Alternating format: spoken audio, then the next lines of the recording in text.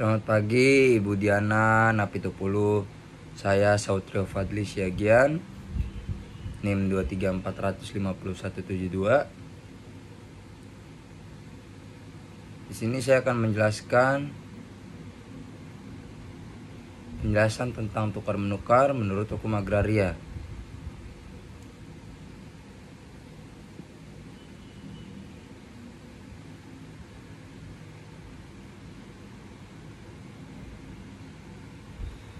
Tukar menukar dalam konteks hukum agraria merupakan suatu transaksi yang melibatkan pertukaran hak atas tanah antara dua pihak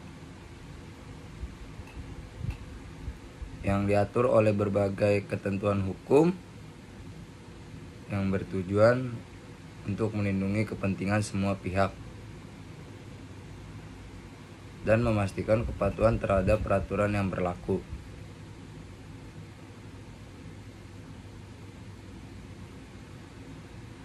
Dalam sistem hukum agraria Indonesia, misalnya,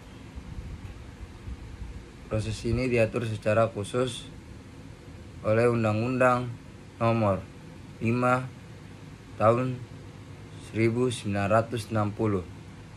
tentang Peraturan Dasar Pokok-Pokok Agraria yang biasa disingkat dengan singkatan UUPA,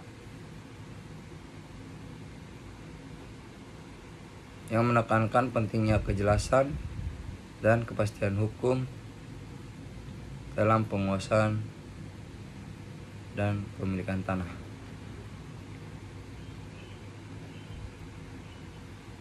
Di sini saya akan menjelaskan langkah pertama yang akan diambil dalam proses tukar menukar adalah identifikasi dan analisis terhadap tanah yang akan dipertukarkan. Pihak-pihak yang terlibat perlu melakukan penelitian menyeluruh terkait status hukum tanah,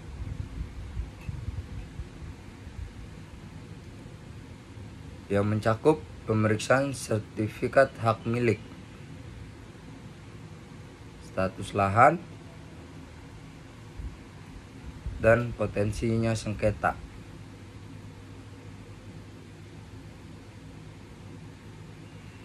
Pasal 19 UUPA menyatakan bahwa setiap tanah yang akan dialihkan haknya harus memiliki sertifikat yang sah. Hal ini penting untuk memastikan bahwa hak atas tanah yang akan ditransaksikan tidak terkait oleh pihak ketiga atau memiliki beban hukum lain.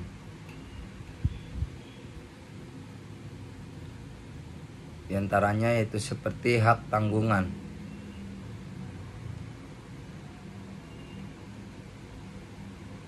Di samping itu, penting juga untuk melakukan pengukuran tanah yang akurat, yang biasanya dilakukan oleh pejabat pembuat akta tanah yang biasa disingkat yaitu PPATA yang berwenang.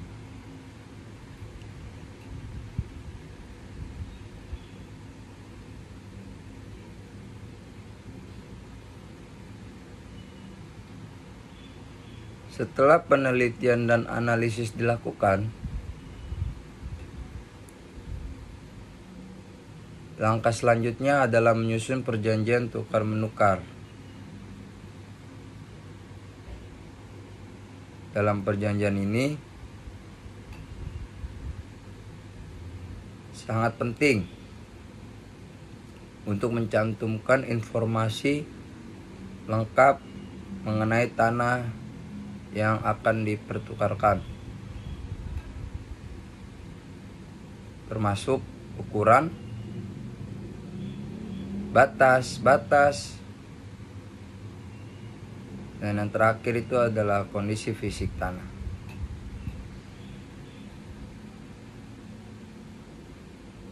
Pasal 37 UU PA, Undang-Undang Pokok Agraria, mengatur bahwa setiap peralihan hak atas tanah harus dilakukan secara tertulis dan memenuhi ketentuan yang ditetapkan. Dengan kata lain, kesepakatan harus dituangkan dalam bentuk akta yang ditandatangani oleh kedua pihak dan disaksikan oleh pihak ketiga yang independen, sehingga mengurangi kemungkinan perselisihan di kemudian hari.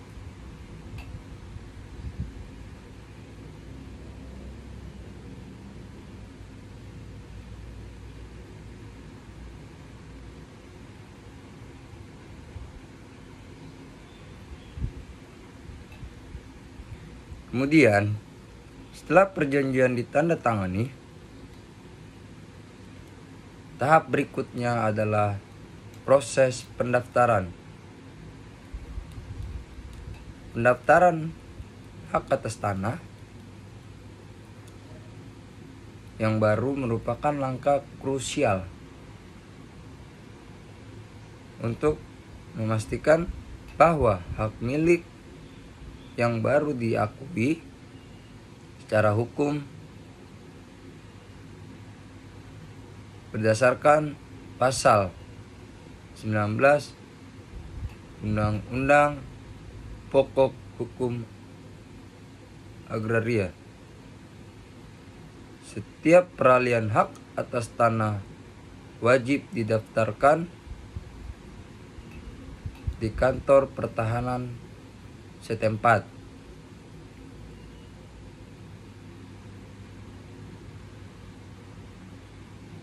Proses pendaftaran ini melibatkan pengajuan dokumen-dokumen yang diperlukan,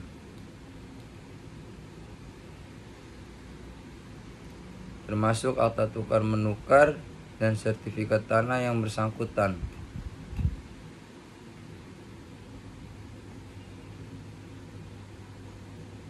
Dengan adanya pendaftaran, hak atas tanah yang baru akan terdaftar dalam buku tanah dan dapat dilindungi dari klaim pihak lain, memberikan kepastian hukum kepada pemilik baru.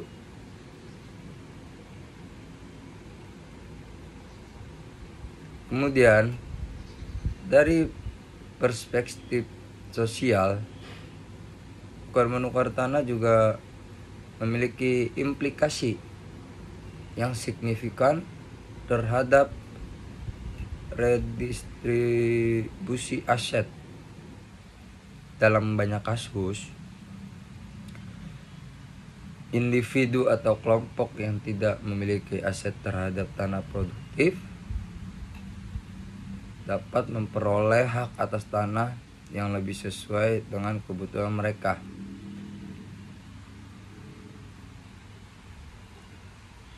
Hal ini berpotensi untuk mengurangi ketimpangan kepemilikan tanah, suatu masalah yang seringkali menjadi sumber konflik dalam masyarakat.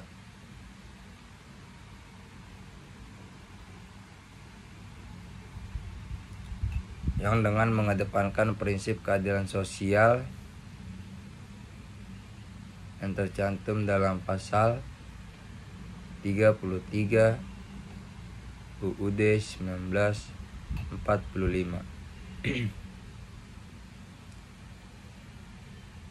dengan berkomitmen untuk menciptakan kesejahteraan yang lebih merata dan tukar menukar tanah dapat menjadi salah satu mekanisme untuk mencapai tujuan tersebut.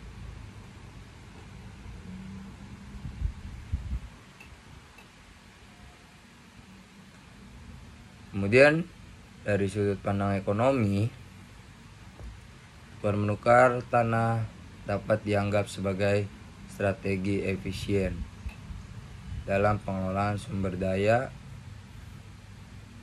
dalam situasi di mana tanah tentu tidak dimanfaatkan secara optimal. Proses tukar menukar memungkinkan pemindahan hak atas tanah pada individu atau entitas yang lebih mampu mengelola dan memanfaatkan dengan baik. Hal ini sejalan dengan prinsip ekonomi yang menekankan prinsip efisien dalam penggunaan sumber daya alam untuk mendukung pertumbuhan ekonomi yang berkelanjutan.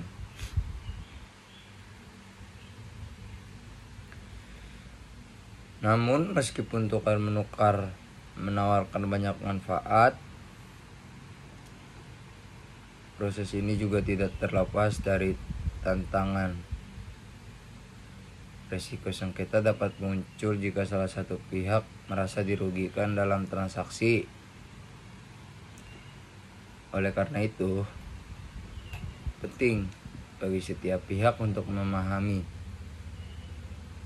hak dan kewajiban mereka serta menjaga komunikasi yang baik selama seluruh proses berjalan. Peran pemerintah dan lembaga terkait dalam pengawasan atau mengawasi dan memberikan edukasi mengenai praktik tukar menukar yang sah juga sangat penting untuk meminimalkan resiko dan menjaga integritas sistem hukum agraria.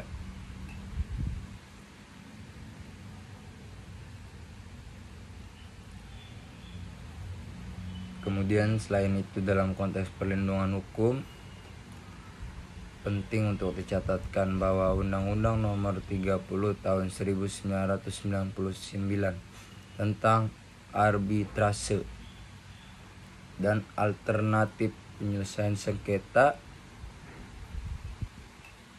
memberikan alternatif bagi pihak-pihak yang mengalami sengketa terkait transaksi tukar menukar tanah.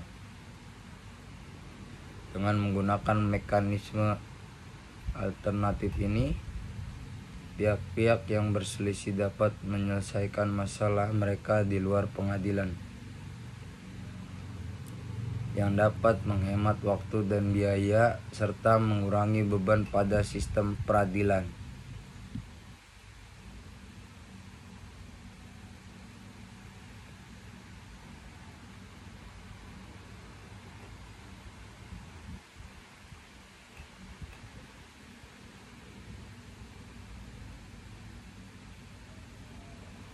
Dengan mempertimbangkan semua aspek tersebut, jelas bahwa tukar menukar menurut hukum agraria adalah proses yang kompleks dan multifaset. Mulai pengaturan yang baik, transaksi ini dapat berfungsi sebagai alat yang efektif pengelolaan tanah yang berkelanjutan, mendukung retribusi aset dan mendorong perekonomian yang inklusif.